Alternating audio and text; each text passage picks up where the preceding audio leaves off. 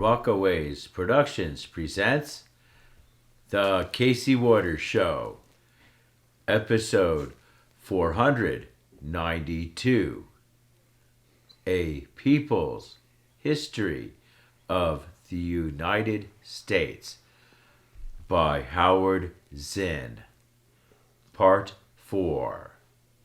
Hello, I'm your host, Casey Waters. Today, I will continue with A People's History of the United States by Howard Zinn. Here, the author looks at struggles created by workers' rights, racial discrimination, wealth concentration, and more. This is all, part of our history. This is a great book. Today's show will feature background footage from Pulliam Creek. Pulliam Creek is located in the Green River Game Lands. To get there from Asheville, North Carolina, take I-26 East. Take the Upward Road exit south of Hendersonville. At the end of the ramp, take a left, heading towards Dana. After, probably about a mile, but maybe less, take a right on Big Hungry Road. After about a half a mile or so, Big Hungry Road goes off to the left. You turn left, continuing on Big Hungry Road, and then maybe after another quarter mile or so, you take a right, still on Big Hungry Road. After 2-3 miles, maybe more, you cross into Polk County, and when you crest a hill, shortly thereafter, you'll see a small pullover on the right, and you park there. There will be a wooden bridge going across a small creek. This is the beginning of the trail. Eventually, the trail crosses Pulliam Creek and then continues on. Eventually, there is a very steep descent where you have to go down using ropes to avoid slipping on the steep slope. You come down to the bottom of a waterfall on Green River, as well as a waterfall on Pulliam Creek. So you're there where Pulliam Creek meets the Green River at the bottom of 2 waterfalls. So now, let's continue with, I got a purring cat with me, so you might be able to hear him from time to time purring. So now, let's continue with A People's History of the United States by Howard Zinn. Now, let's go to page 218. In Philadelphia, working-class families lived 55 to a tenement, usually one small room per family, with no garbage removal, no toilets, no fresh air or water. There was fresh water newly pumped from the Schuylkill River, but it was going to the homes of the rich. In New York, you could see the poor lying in the streets with the garbage. There were no sewers in the slums, and filthy water drained into yards and alleys, into the cellars where the poorest of the poor lived, bringing with it a typhoid epidemic in 1837, typhus in 1842, in the cholera epidemic of 1832, the rich fled the city, the poor stayed and died. Now, let's go to page 227, near the bottom of the page, and continuing on to page 228 of A People's History of the United States by Howard Zinn. The anger of the city poor often expressed itself in futile violence over nationality or religion. In New York, in 1849, a mob, largely Irish, stormed the fashionable Astor Place Opera House, where an English actor, William Charles Macready, was playing Macbeth in competition with an American actor, Edwin Forrest, who was acting the same role in another production. The crowd shouting, "Burn the damn den of aristocracy," charged, throwing bricks. The militia were called out, and in the violence that followed, about 200 people were killed or wounded. Another economic crisis came in 1857.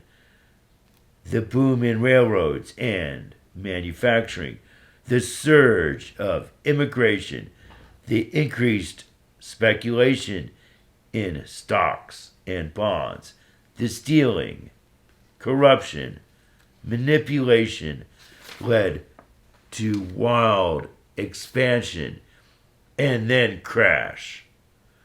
By October of that year, 200,000 were unemployed, and thousands of recent immigrants crowded into the eastern ports, hoping to work their way back to Europe. The New York Times reported, "Every ship for Liverpool now has all the passengers she can carry, and multitudes are applying to work their passage if they have no money to pay for it." Now, let's go to page 233 of A People's History of the United States by Howard Zinn. Class consciousness was overwhelmed during the Civil War, both North and South, by military and political unity in the crisis of war. That unity was weaned by rhetoric and enforced by arms. It was a war proclaimed as a war for liberty, but working people would be attacked by soldiers if they dared to strike. Indians would be massacred in Colorado by the U.S. Army, and those daring to criticize Lincoln's policies would be put in jail without trial. Perhaps 30,000 political prisoners. Now, let's go to page 234 and continuing on to page 235. The war brought many women into shops and factories, often over the objections of men who saw them driving wage scales down. In New York City, girls sewed umbrellas from 6 in the morning to midnight, earning $3 a week, from which employers deducted the cost of needles and thread. Girls who made cotton shirts received 24 cents for a 12-hour day. In late 1863, New York working women held a mass meeting to find a solution to their problems. A working women's protective union was formed, and there was a strike of women umbrella workers in New York and Brooklyn. In Providence, Rhode Island, a ladies' cigar makers union was organized. Altogether, by 1864, about 200,000 workers, men and women, were in trade unions. forming national unions in some of the trades, putting out labor newspapers. Later on page 235, white workers of the North were not enthusiastic about a war which seemed to be fought for the black slave or for the capitalist, for anyone but them. They worked in semi-slave conditions themselves. They thought the war was profiting the new class of millionaires. They saw defective guns sold to the army by contractors, sand sold as sugar, rye sold as coffee, shop sweepings made into clothing and blankets, paper sold shoes produced for soldiers at the front, navy ships made of rotting timbers, soldiers' uniforms that fell apart in the rain. Now, let's go to page 236. In the South, beneath the apparent unity of the white Confederacy, there was also conflict. Most whites, 2/3 of them, did not own slaves. A few thousand families made up the plantation elite. The federal census of 1850 showed that 1,000 Southern families at the top of the economy received about $50 million a year income, while all the other families, about 660,000, received about $60 million a year. Now, let's go to page 246 of A People's History of the United States by Howard Zinn. By now, 15,000 people surrounded the depot, soon 3 passenger cars. The station platform and a locomotive were on fire. The governor asked for federal troops, and Hayes responded. 500 soldiers arrived, and Baltimore quieted down. The rebellion of the railroad workers now spread. Joseph Dacus, then editor of the St. Louis Republican, reported strikes were occurring almost every hour. The great state of Pennsylvania was in an uproar. New Jersey was afflicted by a paralyzing dread. New York was mustering an army of militia. Ohio was shaken from Lake Erie to the Ohio River. Indiana rested in a dreadful suspense. Illinois, and especially its great metropolis, Chicago, apparently hung on the verge of a vortex of confusion and tumult.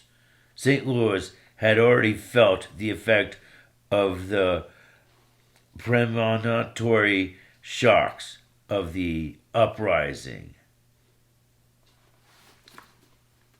Now, let's go to page 253. In the year 1877, the signals were given for the rest of the century. The black would be put back. The strikes of white workers would not be tolerated. The industrial and political elites of North and South would take hold of the country and organize the greatest march of economic growth in human history. They would do it with the aid of and at the expense of black labor, white labor, Chinese labor, European immigrant labor, female labor, rewarding them differentially rewarding them differently by race, sex, national origin, and social class, in such a way as to create separate levels of oppression, a skillful terracing to stabilize the pyramid of wealth. Between the Civil War and 1900, steam and electricity replaced human muscle, iron replaced wood, and steel replaced iron. Before the Bessemer process, iron was hardened into steel at a rate of 3 to 5 tons a day. Now the same amount could be processed in 15 minutes. Machines could now drive steel tools. Oil could lubricate machines and light homes, streets, factories. Peoples and goods could move by railroad, propelled by steam along steel rails. By 1900, there were 193,000 miles of railroad.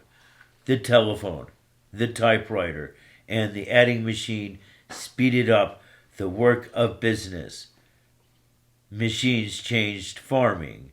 Before the Civil War, it took 61 hours of labor to produce an acre of wheat. By 1900, it took 3 hours, 19 minutes. Manufactured ice enabled the transport of food over long distances, and the industry of meat packing was born. Now, let's go to page 254 of A People's History of the United States by Howard Zinn. To accomplish all this required ingenious inventors of new processes and new machines, clever organizers, and administrators of the new corporations, a country rich with land and minerals, and a huge supply of human beings to do the back-breaking, unhealthful, and dangerous work. Immigrants would come from Europe and China to make the new labor force. Farmers, unable to buy the new machinery or pay the new railroad rates, would move to the cities.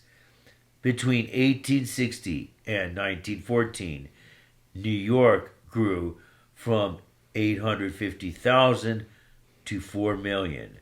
Chicago from 110,000 to 2 million.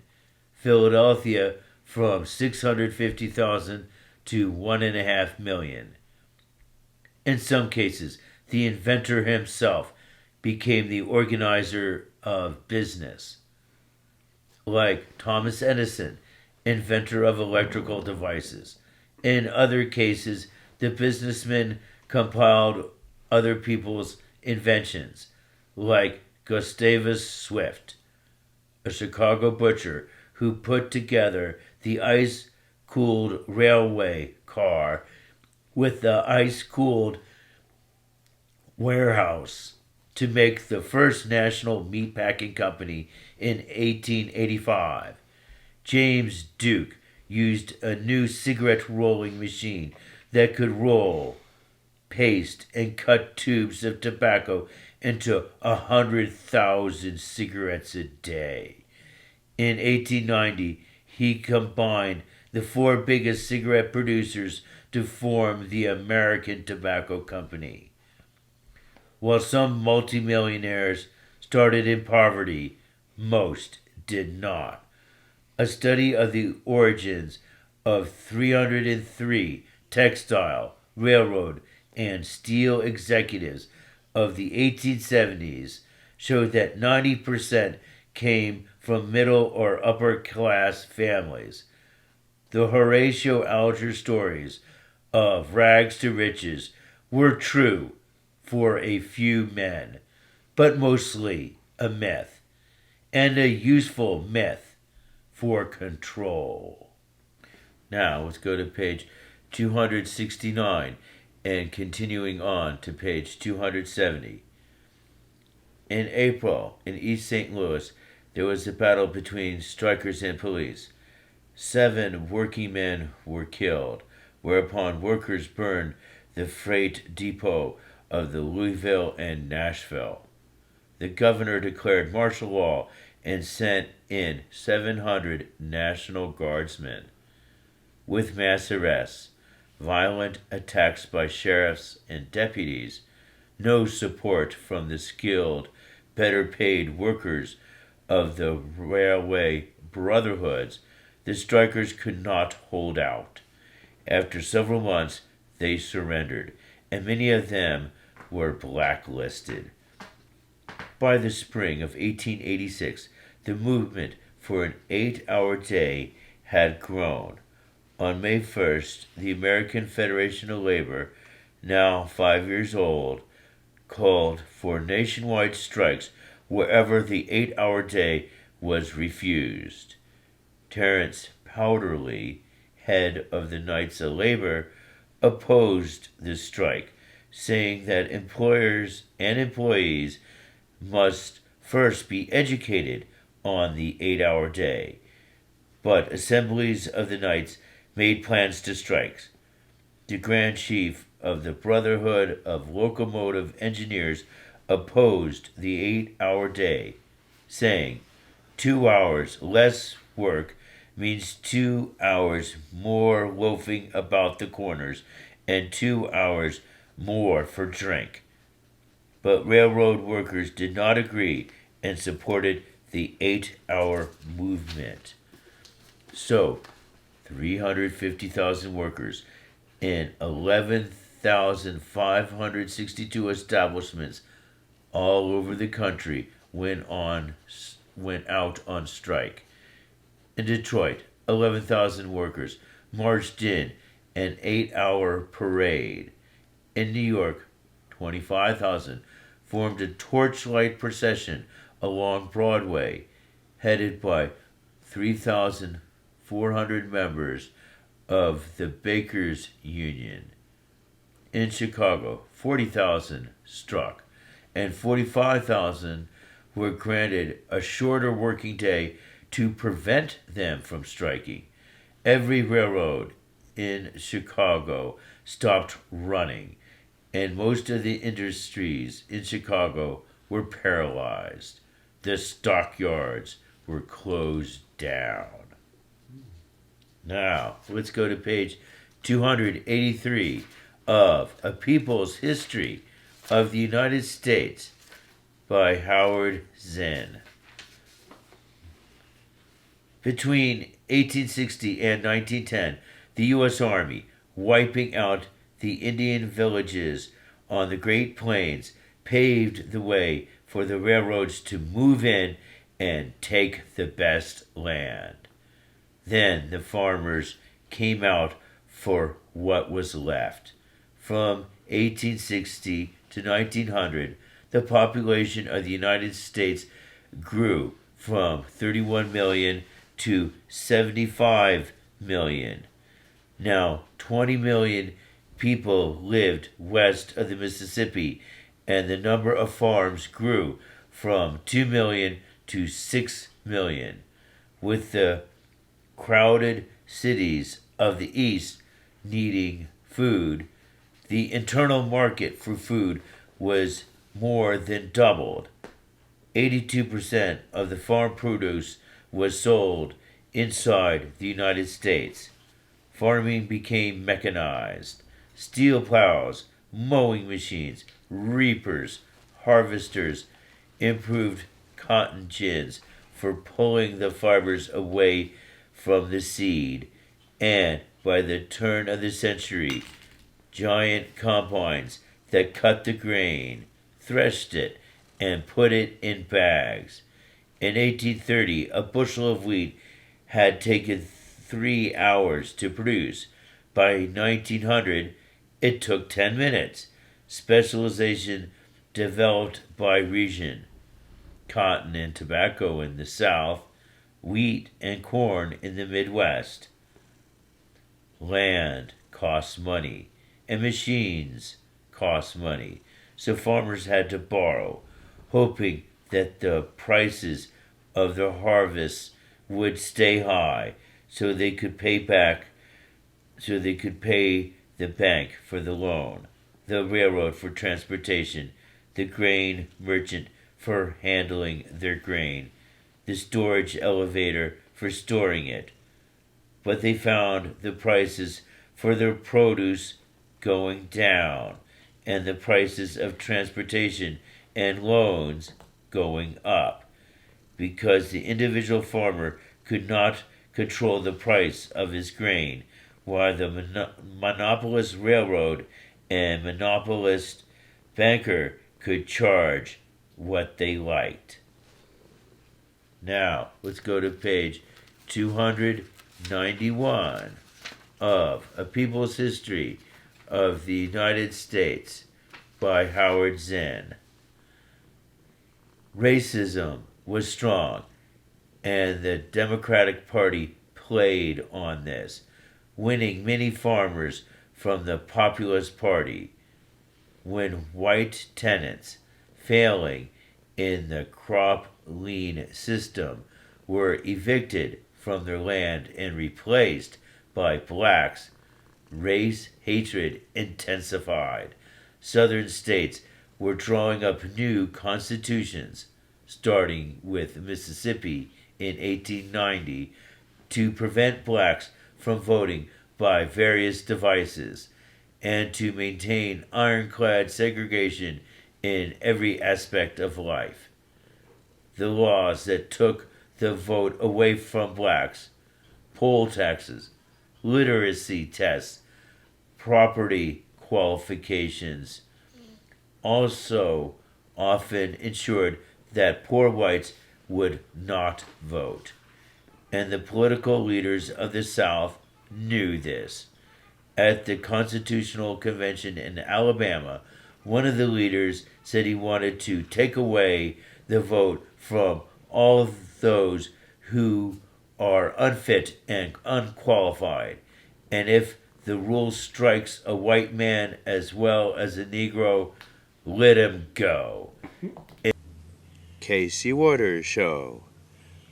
Producer, Casey Waters. Graphic editing, Judson Laird. Please note our new email address, caseywaters2@caseywaters.com.